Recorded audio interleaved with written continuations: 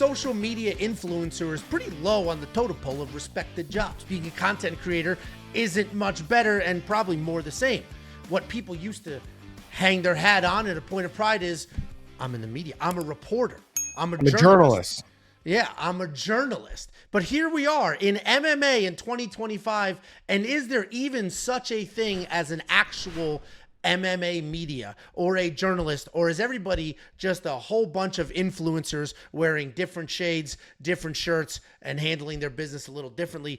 Josh, so now you were an ex-fighter, so it's a little different, but let's say you ignore that part and somebody says, oh, what do you do?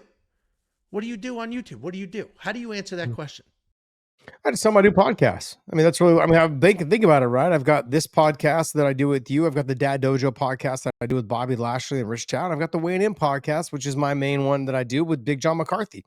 There's 3 podcasts right there. I own UFC gyms, so those are the things like that keep me busy.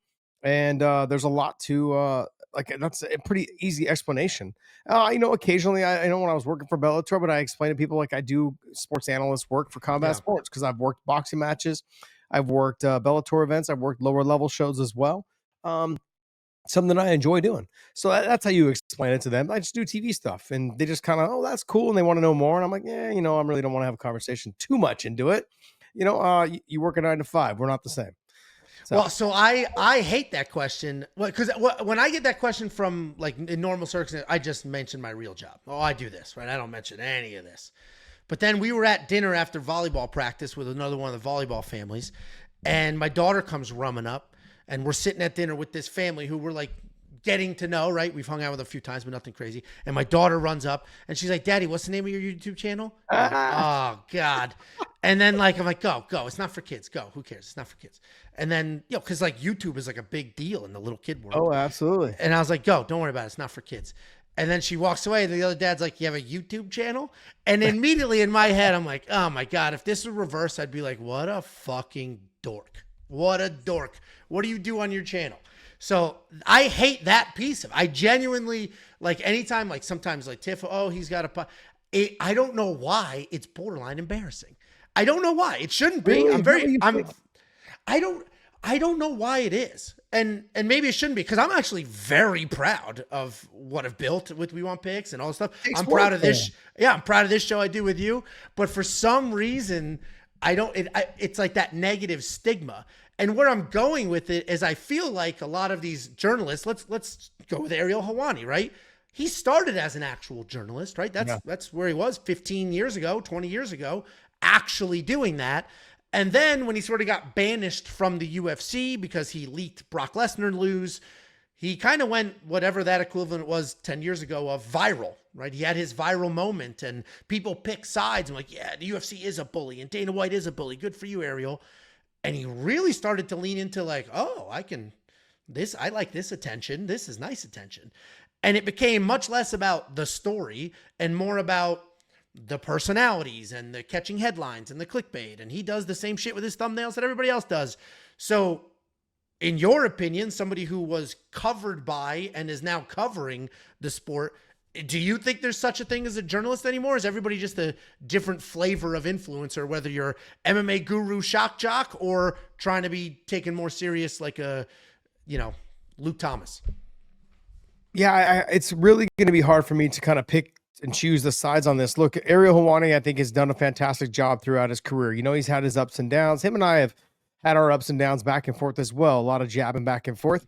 You got a lot of problems with a lot of people, by the way. You're lucky I don't have anything with you. You live down the street from me, buddy. I know where you live. Like, I've been to your house. But no, the bottom line is when I look at Ariel Helwani, like he is someone that he has taken a little bit more of the influencer type set. He was with ESPN. He was doing a job with ESPN, doing a great job with ESPN. I thought he was going to stay with ESPN. He decided to leave. I think the offer wasn't what he was hoping it would be. And he was covering basketball. He was covering, I think, some hockey as well. He was doing a great job. I'm surprised that he left that scenario in that situation because I think as a true journalist, that's probably where you would want to be that wants to cover sports. I know. And look, and I've talked to Shaq and I've talked to other athletes that work for, whether TNT or other sports channels, networks, CBS and stuff, they've said, man, I'm not working for ESPN, man. They'll work you to the bone and pay you shit. And I understand if you're someone like a Charles Barkley, if you're someone like a Shaquille O'Neal, like, nah, I ain't going there because they're, nah, I ain't gonna pay me dog shit, make me do all this work. Ariel, not so much being in that situation. He doesn't have rings to put on his hand. So I thought he would have stayed to cover more of the sport overall, MMA, basketball, hockey, whatever it was, Buffalo Bills. I know he's into the Buffalo Bills in that area there. So, but he has leaned now more on clickbaity stuff. He's leaned more on what gets the clickbait material out of him. That's more influencer type stuff, not journalists. And so, I mean, if it's working for him, that's working for him. People, I think, honestly, I believe this is where it comes down to. The political atmosphere changed a lot of how the media handles things now. No one believes any type of journalism. They don't care if it's sports. They don't care if it's political. They don't care what it's about. They just don't believe that someone's a true journalist without bias. And that being said, that's ruined it for everybody. When they feel like they can get their news better from, podcast people that are in the know, more so than a journalist who's not really in the know, but forcing or coming up with his opinion that says, I look at it and see it this way. I mean, I was reading a headline today. And I know it's a political headline, but I was looking at headlines and I'm thinking to myself, how is this even something that is even a headline? Because it's all just a matter of opinion. It was, let me see here. It says Jeffrey. I should. I could guess the last name. J.E. girlfriend and child, trafficking. Anyways, Ghislaine allegedly seeking pardon from old friend Trump. That is your opinion. Like, you know what I mean? Like, these are all like this. That's where I'm at. Like, this is not like, you don't know that, and I don't think maybe thinking about trying to get something like that. Anyways, not trying to get in the political thing. It just comes down to that journalists have a tendency these days to do opinion pieces instead of actually doing true journalism. And that's where the problem lies. And I'm not saying that that's Ariel. I'm not saying that's anyone that works for MMA Fighting or anyone that works for MMA Junkie or anyone. Like, I know all those guys and they're all really cool guys. They're all really good people. I've given them my 2 cents several times, and but the bottom line is in this day and age, they would be better off going and starting, whether it's podcasts or, like Goes, George and Goes, they have their thing, with their podcast that they do that I've been on the show a couple times. Great guys, man. That's more of a conversation piece back and forth. And I think that's more what people are looking for. We want to hear it firsthand out of someone's mouth. Because if we don't hear it firsthand out of someone's mouth, Angelo, we don't know if it was really said or if you just wrote the piece based off your opinion and what you thought they were thinking. And that's what this has ended up being. And I agree. And it is funny because journalists, if we think old school journalists, they're literally like investigating a story or they're breaking news. They're not regurgitating somebody else's news. They're actually breaking their own news, or they did some deep dive or got a scoop or figured something out. I can't remember the last time anything like that happened in MMA. Literally. The only like news you get are people, quote unquote, breaking fights on Twitter, or Dana White announces some fights and then somebody just repeats what he announced. Or the worst form of journalism, in my opinion, is an article about something and it's embedded tweets. The embedded tweets are the actual news part of that article. That's insane to me. Like, to me, an actual like journalist who's also kind of an influencer is that guy CoffeeZilla. You know who that is? No, I don't. It's not MMA related. He's broken a whole bunch of big stories and done a whole bunch of deep dives, like that whole crypto zoo thing with the Logan Paul and that crypto thing that fell apart. And he did it with the Haktua girl when she did the meme coin that like was a rug pull. He does like actual investigative work, puts pieces together, follows leads, follows a trail, tells a full and complete story using facts and information and data that he compiled. That's journalism. Just saying what you heard somewhere is not journalism. Having an opinion is fantastic. You're a writer. You're not a journalist. To me, a journalist is somebody who breaks a story, comes up with a story, that type piece. So my opinion is there are no journalists in MMA. There are plenty of people covering MMA, plenty of people that have amazing opinions. I watch Luke Thomas. Luke Thomas goes live in the middle of the day, and if I'm around my computer, like, it's a great background thing for me. He goes live, speaks really well, engages with the audience. I love it. I don't ever say, "Ooh, what story did Luke Thomas just break?" But it is very much like, "Oh, what's his opinion? I care about his opinion. What's his opinion on this?" Mm-hmm. So I don't think anybody's a journalist. I think everybody he's from up there in your neck of the woods, though, too, right? Up in that Connecticut area. I don't know where he's from originally. Brian but he lives Campbell's in from DC. Connecticut, I believe. Yeah. And Luke Thomas, I think, is from the New York or DC area, I believe. But yeah, I agree with you. Look, I've had Luke on the Weighing In podcast. Fantastic. I've been trying to get Brian Campbell, BC, on for a while now. Just times haven't lined up. But Luke is fantastic, man. Some of his takes, I'm like, okay, take an L. Majority, let's just be honest. Look, and I'm sure everyone says that about me as well. I'm under no illusion. No, right? the comment section is never anti-Josh. Who came up with his name? That was you. We were at the coffee shop, and you're like, it should just be called Bad Takes. You want to know why? Because people were calling me Bad Take Thomson for a long time. And I'm okay with that. But that's why I thought this would be a great name for this show. Bottom line is, Luke Campbell he's fantastic, man. I love listening to his perspective on things. He does do a little bit more of a deep dive into things. I enjoy listening to his show. Absolutely. And especially when there's banter between him and BC. The Ariel situation is, I've heard several times him say, yeah, I've heard this from several sources, or I've heard from a source. Well, who's the source? And he's like, what? I can't be the source. It's me. I'm the source. So that's where I think you kind of lose I think that's where you lose a little bit of the journalistic integrity. Which is because he's a journalist. He's got his journal. He's got a degree in being a journalist or journalism. Like, I understand, but like, not everything that you break is, and then the source, when you say the source is, the source is you. Just say it's you. Don't say sources then. Don't try to make it bigger than it is. Just say, look, I've looked into it and I've discovered that it's this. So I guess the broad definition of journalist is, a journalist is a person who gathers information in the form of text, audio, or pictures, processes it into a newsworthy form, and disseminates it to the public. So I guess actually...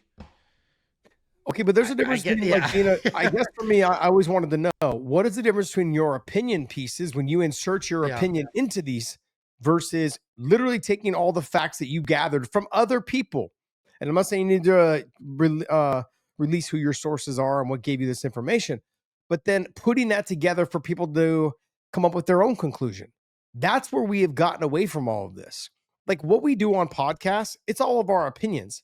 Yeah, because I constantly say, I think, or I believe, or if it feels like this, or I feel like he could do this or she could do that. You know what I mean? It's an opinion piece. I'm literally giving you my opinion. Take it for what it is, from my professional opinion, because I've been in the industry for so long. Take it for what it is. Ariel's been in the industry forever. Look, I give you guys a backstory on Ariel Helwani. He came to AKA a long time ago to do a piece with AKA and interviewed me. Then was asking, and I was able to get him arranged with other fighters, for him to interview them as well. That was the guy that went from gym to gym to gym. He doesn't do that now. He's done such a great job. He can just basically text managers or text people and say, hey, get him on my show, and they come on. Great job. Good for him. He did all the legwork early, but the ups and downs that he's had throughout his career, they were all brought upon himself. Like when you brought up the Brock Lesnar thing. I'm sorry, but when the boss and the brass tells you, hey, don't drop that. He's like, well, I'm a journalist. Well, no, you pretty much work for the UFC, or you were working for the UFC at the time. Like, when they tell you don't drop it, don't drop it. And that was a problem. So losing that, but then also getting on with the ESPN. For me, my own personal opinion, should have stayed with the ESPN, because I loved watching him, do his thing. His show with DC and all the other stuff that he had going on. It was great to see that, like, hey, MMA was on a big platform, and he was considered to be one of the top journalists, at the time, that was representing that brand that wasn't directly connected to the UFC, which was kind of nice to see. That all went away when you decided to leave and go. I don't know what the deal was on why you left, but there's moments that I felt like you lost a little bit of that journalistic feel when you left ESPN. Now you did your own thing, and then you went on to work back at MMA Fighting, which I think was great during that time frame. That's when you and I got into it a little bit again. There's been several times, but in that scenario and situation, he was able to blow that up, and he had something going. Now he left and went and did his own thing again, taking some journalists with him, doing his thing. It is what it is. I know I'm rambling on this thing, but I would like to, we've seen people get away from being real journalists and producing, I don't want to say non-factual, but just that are things that are not, like you said, gathering evidence and putting together an article or something for people to make the judgment on themselves, whether it's true or not, or how they wanted to come up and shape their own opinion off of what they've gathered. Versus, it seems like everything has been now considered to be an opinion piece. And to be honest, everyone seems to want to attack what the UFC is doing, whether it's Dana White, whether it's the matchmaking, whether it's pay scale, whether it's the class action lawsuit, whatever it is. It seems that it's always has to be negative news. Why can't it be a positive? Why can't we get more positive things talking about how, hey, 600 fighters are feeding their families? The thing that Ariel got into it with Don Davis. I'm sorry. I said this on my show the other day. I go, Ariel Helwani is a journalist, okay? Or, he's a media influencer, whatever you want to call him right now. He got into it with Don Davis, pointing out all the negatives. But let's not forget, he's got 250 or 300 fighters that are feeding their families because of Don Davis. I'm not a fan of Don Davis. I'm not a fan of the PFL. But I'm okay to say that. I think everyone's okay to say that. But that doesn't mean that I want him to go away. I don't want to tear him down even more. Just simply saying, like, hey, I don't like the way his business practice is going. But to basically go on the onslaught on a Twitter account and try and tear it all down, this and that. Fighters are frustrated right now, and nothing's going to change because they're all contracted. But these fighters are also being able to feed their families. The ones that are not fighting, those are the ones that have the highest pay. And so that's the problem. I think that they're struggling to fight those fighters because they understand how much those fighters make. They've got to pick and choose when they can put them in. But when that fighter does fight, he's going to make a lot of money because their contracts are so high. That's why those fighters are not fighting. So their contracts are very competitive, if not more so than a lot of the top UFC guys. Yeah, you mentioned the lawsuit. The lawsuit's an interesting piece because I have seen some, let's call them independent journalists, break down the lawsuit, do that work, where I've seen other YouTube channels of people that went through the lawsuit, which is wildly thick and complicated with a whole bunch of things going on in it, sort of walk through the logical steps that got the lawsuit there, who's involved, what they're asking for, why, what the judge's ruling was, and did maybe not true investigative journalism, but did an amazing job taking a topic, summarizing it, and then giving you all the information you need and make it easy to digest. Yeah, that to me is as close as you're going to get to a true journalist at this point in MMA, because it's owned by the UFC, the entire market for the most part, and I don't know what news there is to break outside of maybe there's some corruption somebody could uncover or who's fighting next. Outside of that, what are we doing? So that type work was great. And to see that done by independent people with YouTube channels is really cool because there are people sort of stepping up and using storytelling and editing skills to really get that stuff across. Well, there's the influencer part, I think, is leading the way because it's more entertaining. You've got Nina Drama, I think is her name. You've got Helen, you've got her, and you got Schmo. You've got people that are in there doing real interviews, trying to hear it directly from the source. Those are all things that are still journalistic. That's what they're doing, but you're hearing it directly from the source. So I don't have to worry about if you're bringing up an opinion piece. That's where I think we're getting lost in all of this, is that those, they're having fun with how they're putting together, material and for people to enjoy, whether it's on their YouTube channel, whether it's on the UFC, social media, whatever it is, they're putting together great product or content for people to absorb, which is important because right now people are sick and tired of the news, whether it's MSM or whatever it is. They're sick and tired of, especially after this last election, they're just done and they're ready to wash their hands of it. Let's talk about something that's not involved with politics. So let's talk about sports. And sadly, it's been drug into the mix as well, a little bit. So actually quite a bit. But regardless, it's almost refreshing to have a Nina Drama, a Helen Yee and a Schmo and whoever else is in that mix of just not doing, opinion pieces that just discredit everything that the UFC is building or the sport is building or PFL is building. And it's nice to actually have those one-on-one conversations where people can say, hey, if you don't, If you don't like what he's doing, then have him on. Well, I mean, and if they don't want to come on, there's a reason why they don't want to come on, because, like, instead of trying to figure out ways to build up that promotion and talk about the best ways we can do it together to help build up the sport, which is not the case. And that's the problem these days, is that a lot of the journalists now are looking to tear it down because negativity sells. And that's what gets people to click. Yeah, it is. It is an interesting space. Like the Nina piece you mentioned, she's done an amazing job, and it is funny because anytime somebody gets popular, a whole bunch of people hate them, right? That's just life. It's always been like that. Your favorite band becomes everybody's favorite band. Now they suck, right? That's always been the case for everything ever. But what Nina did is she took a pretty boring thing, which was interviewing fighters. Yeah. That content doesn't typically do well online, right? Random interview. You could see Glover Teixeira. Incredibly, I have an interview with Glover on the channel. He's from Connecticut. I'm from Connecticut. I trained with the guy for 15 years. I have an interview with Glover Teixeira on the channel while he was UFC champion. It did like 1,000 views, right? Yeah. That type. But Jacob and I fucking around about God knows what, 25,000 views. So interview content doesn't typically do well. But what Nina did is she took interview content and made it completely different, made it a ton of fun, made it interesting, brought out people's personalities, and that does really, really well. To your point, negativity sells, because on the exact opposite, that's where you get shock jock headlines, and that's where you get like the MMA gurus of the world that'll do a 45-minute rant just saying horrible things about somebody.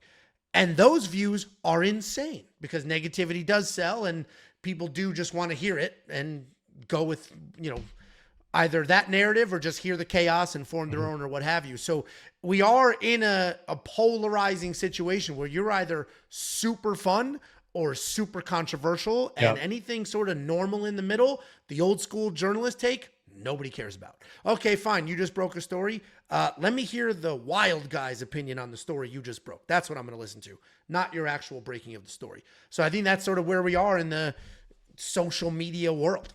Yeah, everyone needs to be entertained, and they need to be entertained quickly. Like, hey, swipe right if you want the girl. If you don't, swipe right again. If you don't, it's got to be quick and it's got to be fast, right? Like, that's how it works. Yeah, it's interesting. Let us know below who your favorite quote unquote journalists are, who your favorite influencers are in this space. And if you do think we are lacking of old school breakdown investigative journalism, curious what your thoughts are. My name's Angelo. This is Josh Thomson, and thank you for watching another episode of Bad Takes.